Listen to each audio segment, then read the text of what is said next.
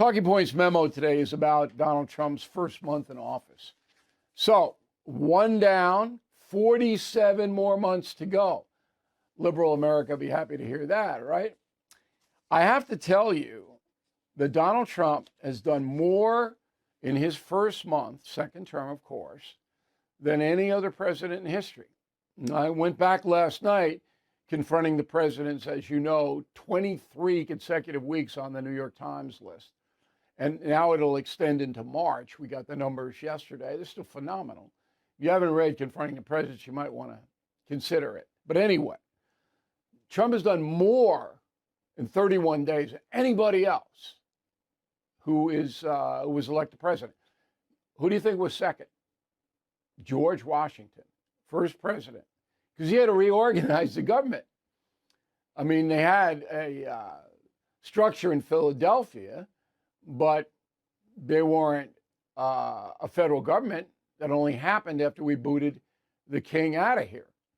And then Washington moved to New York City, where he governed the country. And he was pretty busy putting everything together. In fact, today is an anniversary, I don't know how many years, but of the first post office, federal post office. And Washington instituted it. But Trump did more in 31 days than George Washington did. Now, Washington had an excuse. He had to get furniture. Martha was giving him a hard time. She didn't want to move to New York. He had to get curtains, you know. I mean, it was really nothing going on structurally. But it is quite amazing what Donald Trump has done. So let's run it down. And I'm doing this because if Kamala Harris had been elected, none of these things that I'm going to mention, there are 10 of them, would have happened. None of them. So just keep that in mind. First one is the Gaza hostage release. 24 hostages have been released. Okay? It's estimated there are 35 remaining in Hamas hands. Now, the Biden people had a little bit to do with that, but not a lot. It was the Trump people who made it happen. I know that because I was involved to some extent. I have not reported that involvement. I will write about it, but the time isn't right now to do so. But I was directly involved with this, okay? And I know what happened.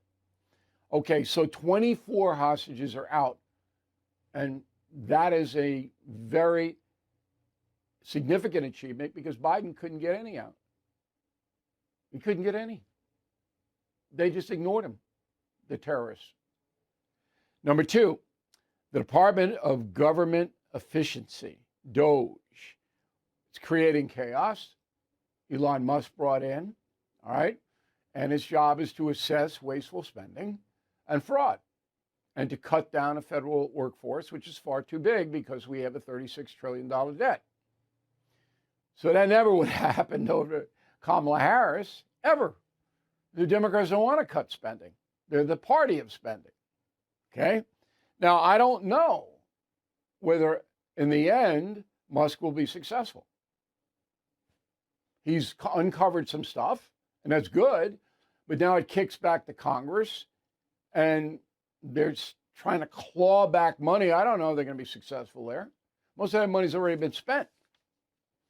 But it's a worthy effort, is it not?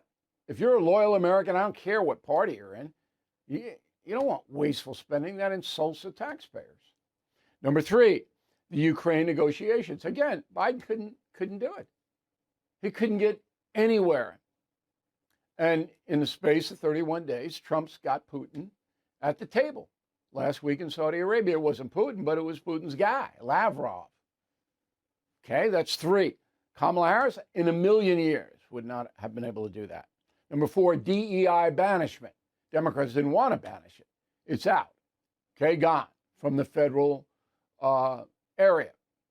And it's a skin color play and a gender play. That's against the Constitution. Number five, gas and oil regulations. Trump has signed 5 executive orders. Now, we haven't seen any benefit from that yet, but it's a little bit too early. I figure about May, because summer gas prices usually surge because everybody's zipping around on vacation. If it's a surge this year, then those EOs would have failed. But we got to give it to them to see if that's going to lower prices. And again, Biden could have done 5 executive orders to make it easier for fossil fuels to be harvested and transported. He didn't do it. 6, border security in the first half of this month, the 1 month for Trump. Migrant encounters, which means Border Patrol getting face-to-face physically with somebody trying to get across the border, it dropped 93% because Trump put troops on the border. He stopped all the asylum madness, and Biden opened the border completely. Didn't want any restraints at all, none. Okay, that's 6. Number 7, deportation of criminal migrants. Now, this has halted. Okay, very interesting. Got off to a robust start. 5,700 illegal immigrants have been deported. That's according to the Department of Homeland Security. But in the last 10 days, almost ground to a halt. And I don't know why. We're watching it. We'll have a report next week on it. But the deportation is more difficult, I believe, than the Trump administration thought it would be. Number 8, Mexican troops at the border.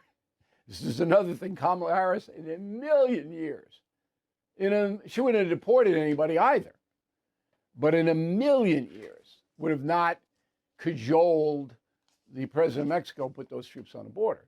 And she did it with Trump like that. And that'll help. That's going to help. Number 9, Trump has signed 68 executive orders. Biden signed 32 in his first month. And Trump wants to blow up what he calls the corrupt federal system. That's what this is all about. And the last one is Trump administration suing sanctuary cities. First 2 are Chicago and New York, Illinois and New York State. Okay? And the Justice Department is filing suits saying, hey, you're disobeying federal law. We're going to take you to court. And there could be fines. There could be all kinds of stuff. And again, that would never have happened had Kamala Harris been president. So whether you despise Trump or you love him or whatever, you got to give him some credit for instituting his vision, okay, and of which he got elected. Told the folks, this is what I want to do. They voted for him, and now he's doing it. But the press, and that's the memo. Okay, let's just get that out of the way. All right, but the press opposes everything he does. Everything. Because he's evil. That's the new strategy we told you about earlier this week. Trump is evil, right? So is Musk. Evil guys. So what the corporate media does is they cherry pick. So under the Trump administration, thousands, probably tens of thousands of federal employees are going to be laid off because the government's too big in Trump's estimation. So tens of thousands of people are going to lose their job. So the media will pluck one of them, like in the Veterans Administration, or then they'll say there's not enough air traffic controllers because Trump's firing them, which is false, a lie. And then they'll say, you can't fire anybody in this area or that area, and then they'll have a sob story, I lost my job. And look, just because you're a federal employee doesn't guarantee your job. It doesn't. And if there are too many federal employees, then there has to be a cutback on it. It's like a regular company.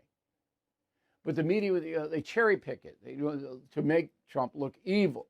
And a lot of people buy it. I get mail all the time. They buy it. Oh, look at these poor people, and the veterans aren't going to get what they deserve, and the air traffic controllers, I'm afraid to fly, and all of that hysteria. It's easy for the media to do that. It's simple. And so they want to undermine everything, and I mean 100%. I haven't heard one thing that Trump has done be praised by the New York Times or CNN or MSNBC, not one. And maybe I missed it. And if you heard it, please bill@BillO'Reilly.com, because we want to be fair. Tell me, did they praise him for anything? Let me know.